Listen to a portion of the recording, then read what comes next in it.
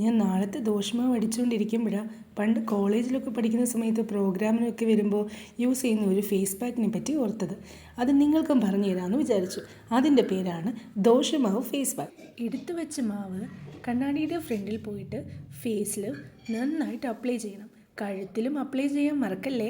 നന്നായി എല്ലായിടത്തും അപ്ലൈ ചെയ്ത ശേഷം കൈ കൊണ്ട് ഫേസിലും കഴുത്തിലുമൊക്കെ സ്ക്രബ് ചെയ്യണം. നമ്മുടെ സ്കിന്നിലുള്ള അഴുക്കും എണ്ണയും ഒക്കെ പോകാൻ വേണ്ടിയാട്ടോ നമ്മൾ ഈ സ്ക്രബ് ചെയ്യുന്നത്. ഇത് നമ്മുടെ സ്കിന്നെ ബ്രൈറ്റ് ആക്കാനും അതുപോലെ പിമ്പിൾസും മൂക്കുരുവും ഒക്കെ മാറാനും ഇത് സഹായിക്കും.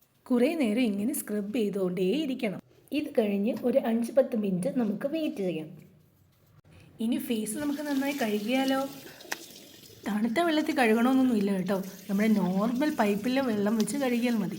കഴുകിയ ശേഷം ഒരു ടവൽ ഉപയോഗിച്ച് നമ്മുടെ ഫേസും കഴുത്തും നന്നായി തുടച്ചെടുക്കുക. ഡെഡ് സ്കിൻസ് ഒക്കെ പോയി നമ്മുടെ skin smooth and soft skin ആയത് കണ്ടോ? നിങ്ങൾക്ക് വേണമെങ്കിൽ ഇതിന് ശേഷം മോയ്സ്ചറൈസർ ക്രീം അപ്ലൈ ചെയ്യാം കേട്ടോ.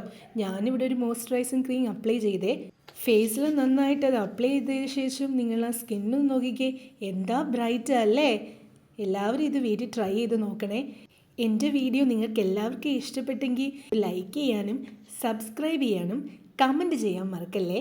അപ്പോൾ അടുത്ത വീഡിയോയിൽ കാണുന്നവരെ ബൈ ബൈ.